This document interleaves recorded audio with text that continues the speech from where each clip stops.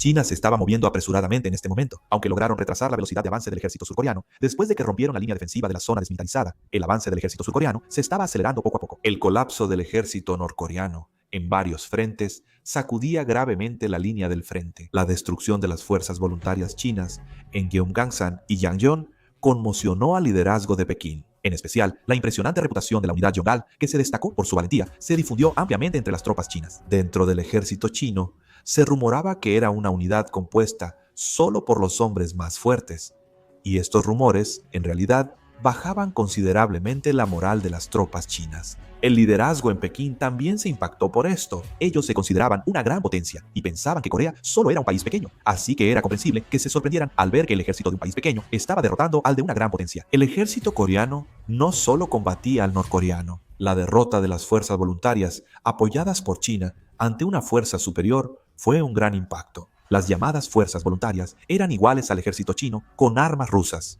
Incluso el subcomandante del gobierno del norte, de Su-yong-ru, estaba preocupado. Al romperse el alto el fuego, el ejército nacional perdió fuerza. Especialmente, el hecho de que la 22ª división y la unidad Yongal capturaran Yangon más rápido de lo esperado fue un gran impacto para el ejército chino. De hecho, ya habían avanzado hasta las afueras de Wonsan. El ejército chino estaba preocupado por el colapso del frente oriental. Oficiales del Ejército Popular de Liberación de China revisaban documentos con seriedad ante el subcomandante del gobierno del norte de Su-gyeong-ru. También temían que Gaeseong fuera penetrado por el frente occidental, y en el ejército chino crecían las demandas de enviar más tropas. Creían que si no actuaban pronto, Corea del Norte podría perder la guerra. En la pantalla de Peiji se actualizaban en tiempo real las imágenes satelitales y el avance del ejército surcoreano. En el frente de Gaeseong, el 7º cuerpo y el 1er cuerpo estaban preparando una gran ofensiva, y las unidades de reserva, completamente equipadas, también avanzaban detrás de ellos. El ejército norcoreano, en Gaeseong, construía una línea defensiva, por lo que el ejército chino tenía pocas opciones. Buscaban fortalecer las fuerzas chinas en Corea del Norte. China envió 3 divisiones mecanizadas, una brigada aerotransportada y una unidad de drones a Corea del Norte para reforzar sus fuerzas y suplir debilidades del ejército norcoreano. Las fuerzas chinas seguían entrando.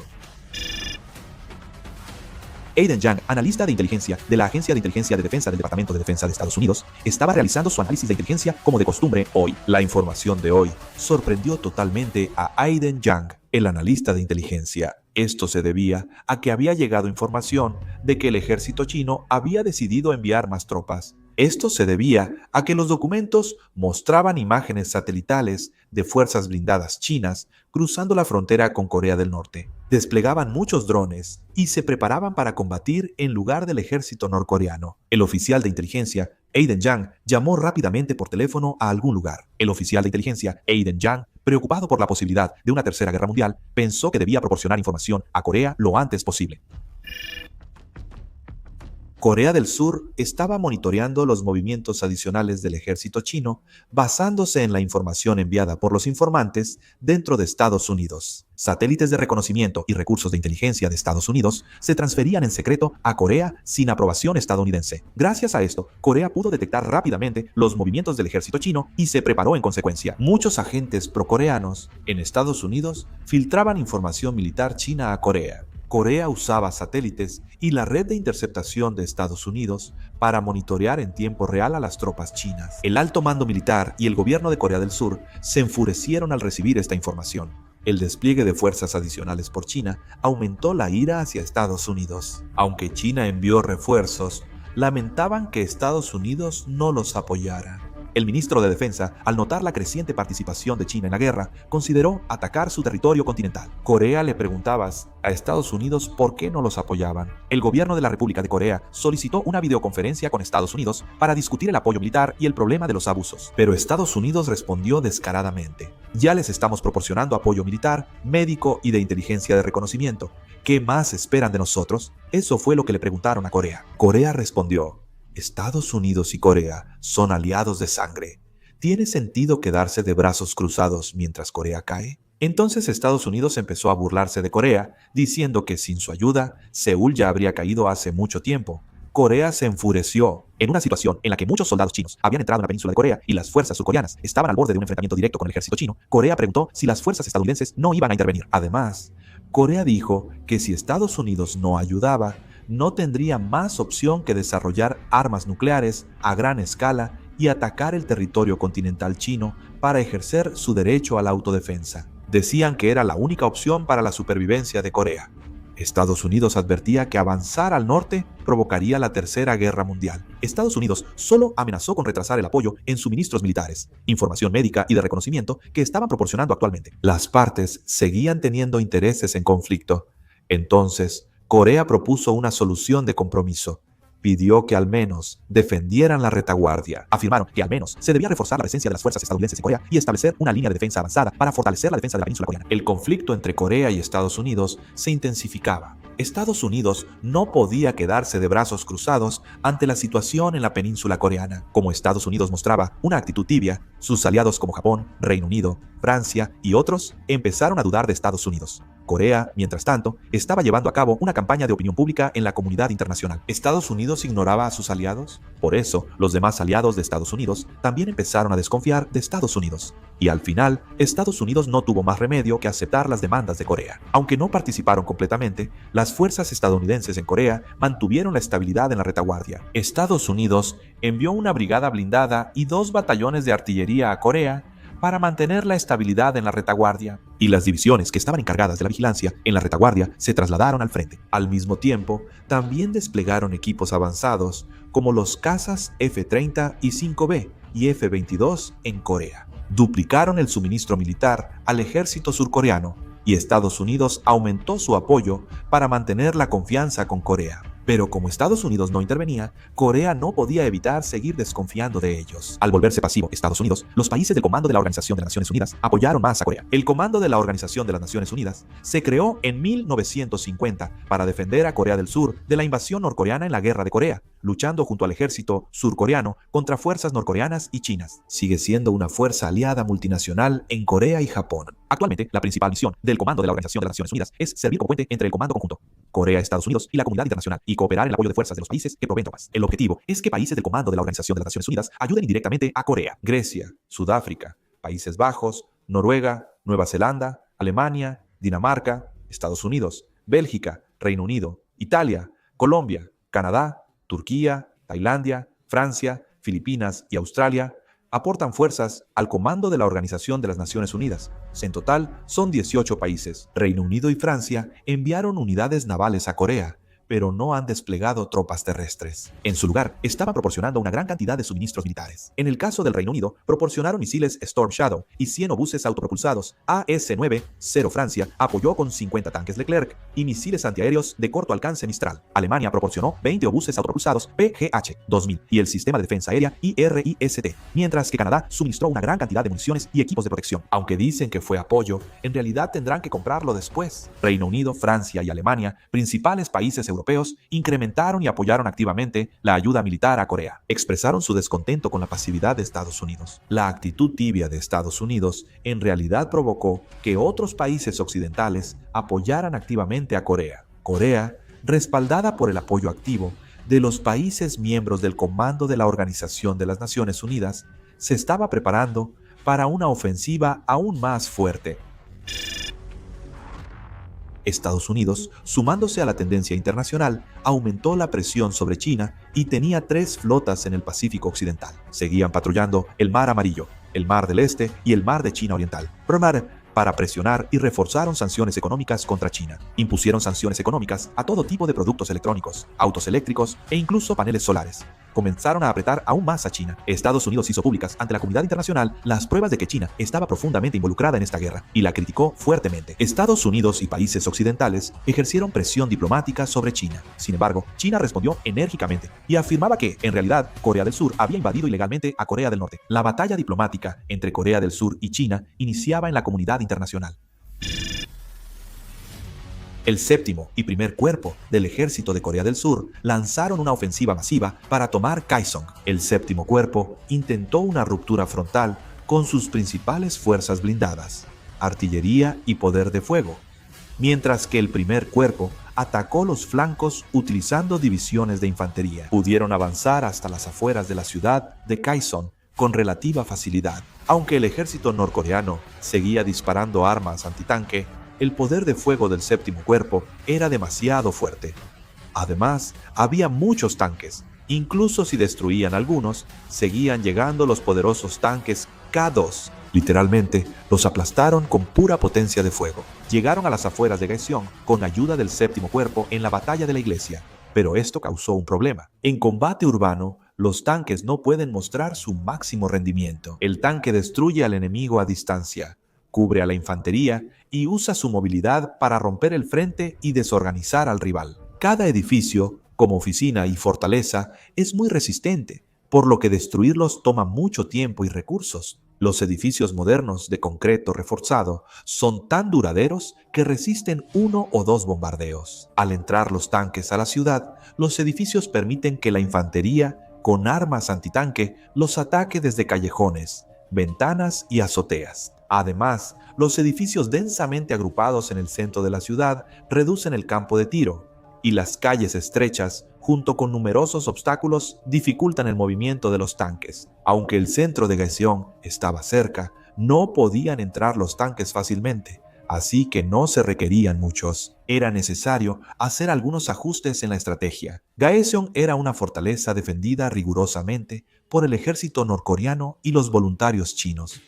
Dentro de Gaeseong había búnkeres y fortalezas subterráneas construidas por los voluntarios chinos, así como numerosos obstáculos, antitanque y campos minados. El ejército norcoreano y los voluntarios chinos resistían los ataques surcoreanos y defendían con firmeza. La primera división intentó entrar, pero la fuerte defensa en Gaeseong les causó grandes bajas y dificultó el avance. Por la demora en Gaeseong, los frentes este y central avanzaron rápido, pero al no romper la defensa allí, también se detuvieron. Todas las líneas del frente debían avanzar igual. Si solo una lo hacía, los flancos quedaban expuestos. Así que concentran todos sus esfuerzos en tomar Gaeseong. Todo el ejército de tierra, mar y aire participa. El tanque K2 entró en la iglesia de Gaeseong y disparó su cañón principal contra posiciones norcoreanas. Los proyectiles impactaron las posiciones enemigas y los edificios y fortificaciones se derrumbaron. La unidad de artillería autopropulsada K9 también bombardeó desde la retaguardia. Los proyectiles caían constantemente sobre Gaeseong. El ejército nacional quería arrasar la ciudad sin piedad. La marina tampoco se quedó de brazos cruzados. Un destructor, clase Sejong el Grande en el Mar Amarillo, también lanzó misiles guiados de crucero Haeseong-2, y esos misiles surcaron el cielo sacudiendo la ciudad de Gaeseong. Los edificios colapsaban y los cazas F-15 Ki y KF-21 sobrevolaron Gaeseong, lanzando bombas de segunda etapa.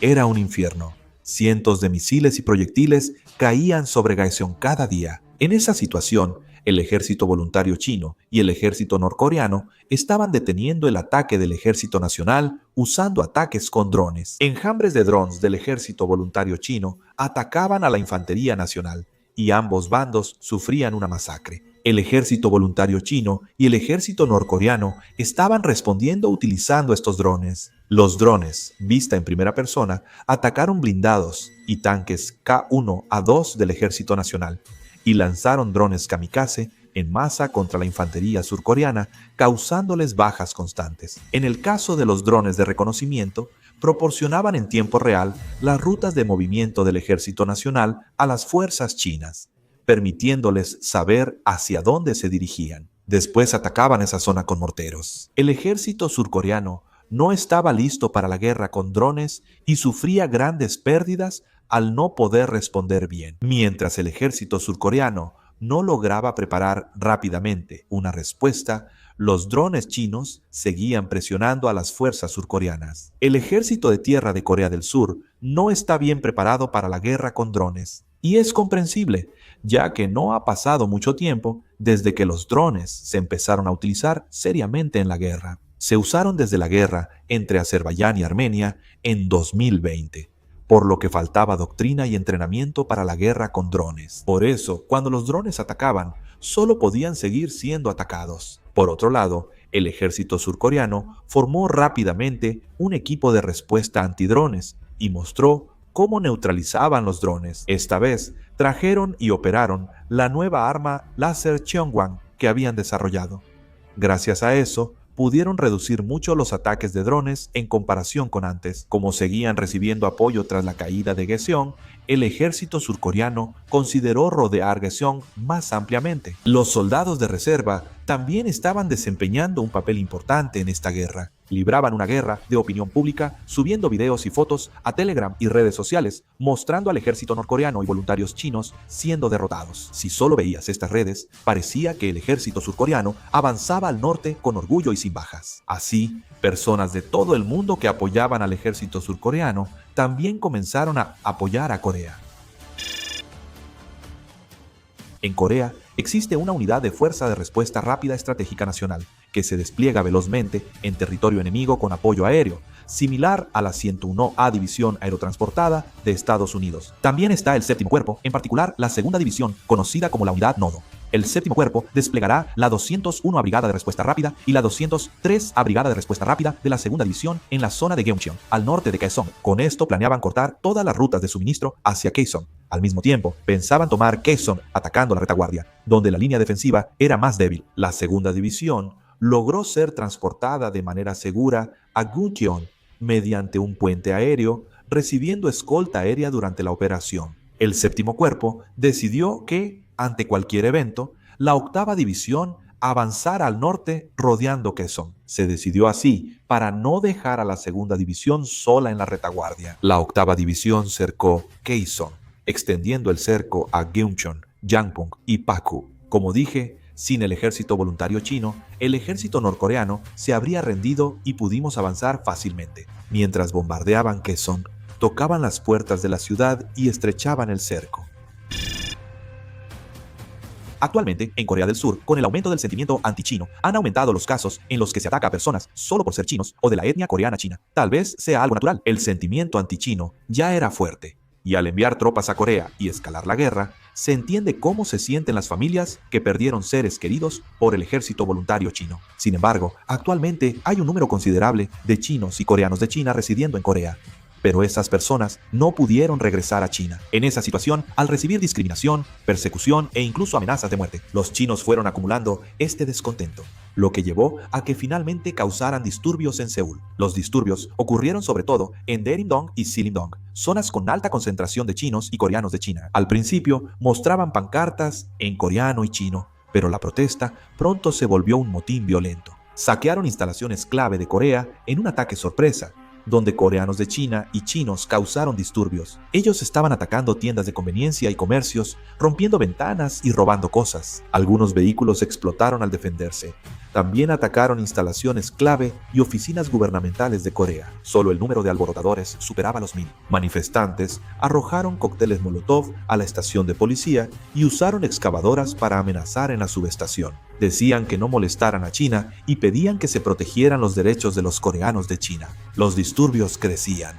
Fuerzas pro-chinas agitaban la bandera china, insultaban al gobierno coreano y saqueaban. Hubo ataques a la policía en varios sitios, con policías gravemente heridos y algunos fallecidos. Debido a esto, el gobierno de Corea del Sur consideró los disturbios masivos ocurridos en Seúl como una amenaza a la seguridad nacional y comenzó a considerar el despliegue de fuerzas militares. Esto ocurrió porque la policía no podía controlar la situación y los involucrados actuaban organizadamente. El gobierno no consideró esto como una simple protesta, sino que lo definió como una rebelión organizada.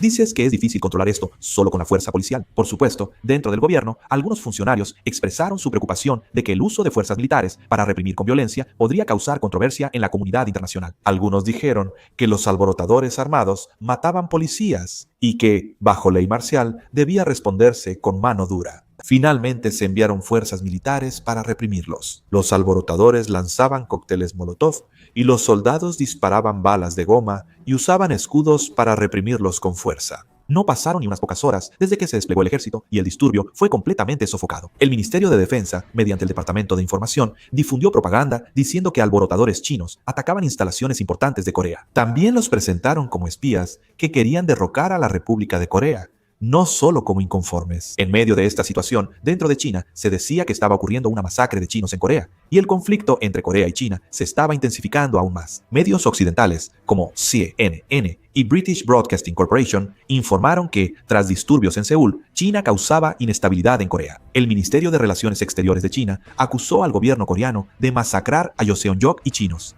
y advirtió que podría tomar medidas para proteger a sus ciudadanos. Al mismo tiempo, China, a pesar de haber iniciado la guerra, comenzó a ejercer presión económica dentro de Corea. Anunciaron sanciones económicas adicionales contra las empresas coreanas y además fomentaron intencionalmente sentimientos de hostilidad para que los coreanos que residían en China fueran atacados. El gobierno coreano se mantuvo firme, deportando por la fuerza a Joseon-yok, chinos y alborotadores arrestados. Anunciaron más control gubernamental en zonas con muchos chinos y cerraron medios pro-chinos. Estas acciones se permitieron por la ley marcial. La ocupación en Corea provocó inquietud interna y algunos civiles formaron grupos de autodefensa y buscaron armarse por su cuenta. En la sala de prensa del Ministerio de Defensa de Corea, el portavoz dio una conferencia de prensa. El portavoz del Ministerio de Defensa dijo que el motín no es solo una ocupación. Él definió a estas personas como fuerzas terroristas que intentaron destruir el orden de la República de Corea de manera organizada. Afirmó que hay pruebas de que grupos ligados al gobierno chino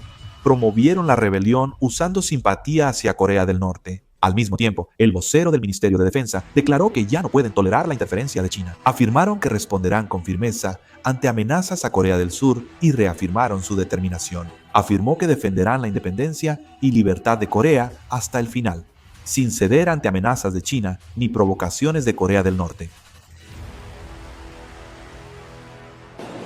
La independencia y la libertad de Corea. Protegeremos la independencia y la libertad de Corea hasta el final.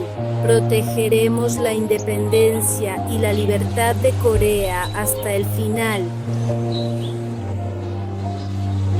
Protegeremos la independencia y la libertad de Corea hasta el final.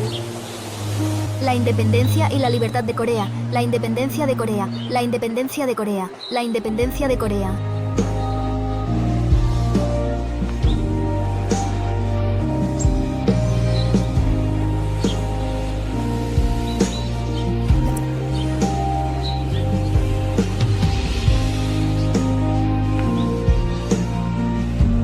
Proteger la independencia y la libertad hasta el final. Proteger la independencia hasta el final.